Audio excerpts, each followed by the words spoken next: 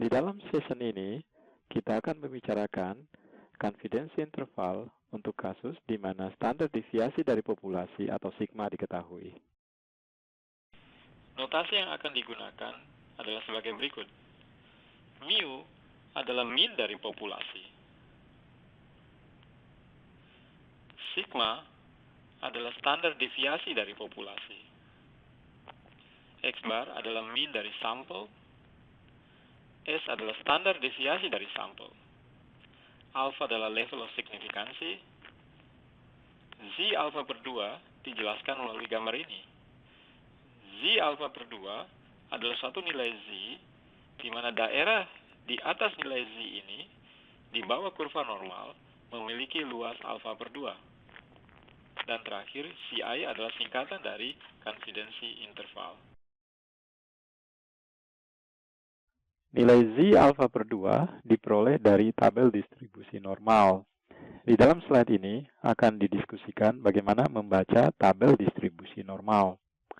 Konsensus yang digunakan ditunjukkan dalam gambar ini. Nilai Z akan diberikan dan juga nilai luas daerah di sebelah kiri nilai Z tersebut.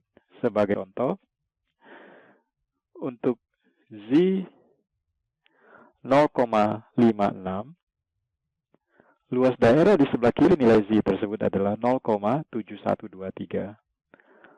Dengan demikian, luas daerah di sisi kanannya adalah 1 dikurangi 0,7123. Lebih jelasnya, lihat gambar ini. Z 0,56 berada di sini. Daerah di sebelah kiri adalah 0,7123. Dengan demikian di sebelah kanannya adalah 0,2877 atau 1 kurangi 0,7123. Motivasi dari session ini adalah sebagai berikut. Sebagai contoh, kita memiliki data populasi sebanyak 50 data. Populasi ini memiliki karakteristik sebagai berikut. Mu atau rata-rata dari populasi adalah 98,88. Asumsikan kita mengambil data sampel dari populasi tersebut. Yang terpilih adalah 106, 78, 96, 101, dan 85.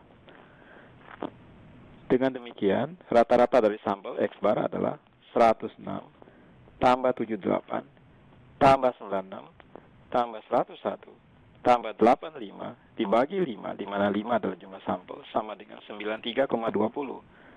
Perhatikan bahwa X bar tidak sama dengan mu atau population mean. Jika kita mengambil sampel yang lain, sebagai contoh yang terpilih adalah yang berwarna merah di sini, nilai mereka adalah 109, 86, 98, 107, 97. Sampel tersebut memiliki nilai rata-rata 99,40. Di sini terlihat bahwa mu juga berbeda dengan sampel yang kedua ini. Contoh yang ketiga, sampelnya adalah 109, 86, 98, 107, dan 97. Dengan nilai rata-rata 99,20. Kembali terlihat bahwa rata-rata sampel tidak sama dengan population mean. Kita sering menggunakan sampel untuk mengestimasi populasi. Secara teoritis kita ketahui bahwa tidak ada kemungkinan bahwa mu atau population mean sama dengan sample mean. Dengan demikian, yang terbaik yang bisa kita lakukan adalah membuat suatu interval di mana mu kita percaya berada di dalam interval tersebut. Interval ini bisa ditulis sebagai berikut, bahwa mu berada di dalam X plus minus margin of error. Batas bawah adalah X bar kurang margin of error. Jadi, mu berada di dalam X bar kurang margin of error, dan batas atasnya adalah X bar plus margin of error. Secara grafis, perlu kita catat bahwa walaupun sample mean bukanlah estimator yang 100% akurat dalam mengestimasi population mean, tetapi sample mean adalah estimator yang relatif bagus. Coba kita perhatikan hasil-hasil yang diberikan oleh sample mean dari 3 sampel yang telah kita ambil sebelumnya. Sampel pertama memberikan rata-rata 93,20, sementara population mean-nya adalah 98,8. Jadi sedikit lebih kecil daripada population mean. Yang kedua, sampel memberikan 9,40 atau lebih besar sedikit daripada population mean. Dan yang terakhir, 99,20 dan lebih besar daripada 98,88. Walaupun sampel mean tidak 100% sama dengan population mean, tetapi dia memberikan pendekatan yang baik mengenai population mean. Confidence interval atau CI untuk kasus di mana standar deviasi dari populasi diketahui dapat dihitung dengan persamaan berikut, yaitu X bar plus minus margin of error atau MI. X bar ini adalah rata-rata dari sampel. Margin of error dapat dihitung dengan persamaan berikut ini, yaitu Z alpha per 2 dikali dengan sigma, di mana sigma adalah standar deviasi daripada populasi dibagi dengan akar N. N adalah ukuran dari sampel. Suku di sebelah kanan ini disebut dengan margin of error. Contoh perhitungan confidence interval untuk kasus sigma diketahui. Contoh 1. Diberikan sampel 106, 78, 96, 101, 85, dan diketahui juga sigma sama dengan 9,42. Pertanyaannya adalah, tentukan CI untuk tingkat kepentingan 5% atau signifikansi level 5%. Jadi alfa sama dengan 5%. Solusinya adalah, kita ketahui dari soal bahwa alfa sama dengan 5% atau 0,05. Dengan demikian alfa per 2 sama dengan 0,05 dibagi 2 sama dengan 0,025. Jadi Z 0,025 sama dengan 1,96 ini diperoleh dari tabel distribusi normal. Margin of error, di mana persamaannya adalah Z alfa per 2 dikali sigma dibagi dengan akar N, sama dengan 1,96 dikali 9,42 dibagi dengan akar 5, di mana 5 adalah jumlah dari sampel. Dengan demikian kita peroleh margin of error sama dengan 8,24. Dengan sampel mean yang sebesar 93,20, rata-rata dari jumlah sampel di atas ini, maka interval kepercayaannya adalah 93,20 rata-rata sampel plus minus margin of error 8,24. Nilai terkecilnya adalah 84,96, nilai terbesarnya 101,44. Confidence interval ini digambarkan dalam gambar berikut ini. Nilai terkecil adalah 84,96, rata-rata sampel 93,20 ada di sini, dan tertingginya adalah 101,4. Dalam kasus ini kita juga ketahui bahwa mu sama dengan 98,87. Di sini terlihat bahwa confidence interval berhasil mengestimasi posisi daripada population mean. Contoh kedua, sampelnya adalah 109, 86, 98, 107, dan 97. Sigma adalah 9,42. Pertanyaannya adalah, hitung confidence interval untuk alfa 10%.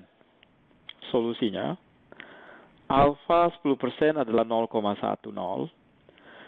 Alfa per 2 adalah 0,1 bagi 2 sama dengan 0,05. Dengan demikian kita perlu Z 0,05 dari tabel distribusi normal dan nilainya adalah 1,65. MI selanjutnya bisa dihitung sama dengan 1,65 dikali 9,40, 9,42 di sini, bagi dengan akar 5 sama dengan 6,93. Dengan sampel min 99,40, maka interval kepercayaannya adalah 99,40 plus minus 6,93. Nilai terkecilnya adalah 92,49 dan yang terbesar adalah 106,31. Interval kepercayaannya adalah ini, dan population mean-nya 98,87 berada di sini. Dengan demikian, kembali terlihat bahwa interval kepercayaan berhasil memprediksi mu dengan baik.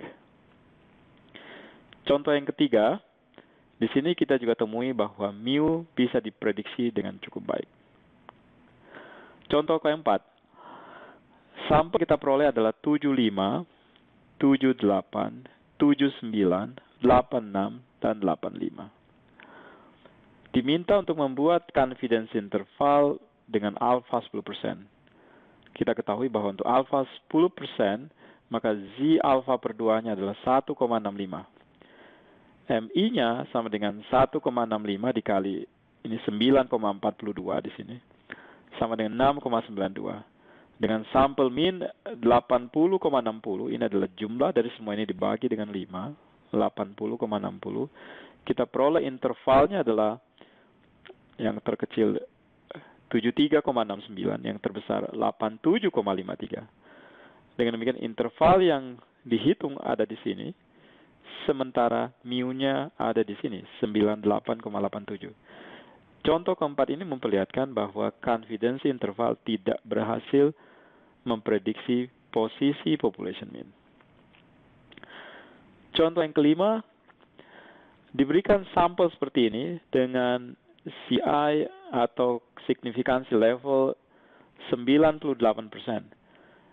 Hal ini berarti bahwa alfa sama dengan 1 dikurangi 0,98 sama dengan 0,02. Alfa per 2 adalah 0,1, dengan demikian Z 0,01 adalah 2,326. Kita peroleh MI sama dengan 9,8. Confidence intervalnya adalah 89,40 sampai 109,00. Secara grafis diperlihatkan di sini bahwa confidence interval berhasil memprediksi posisi mu dengan baik.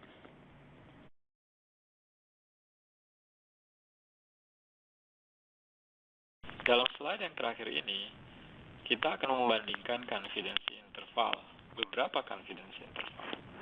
98%, 95, 90, dan 80%.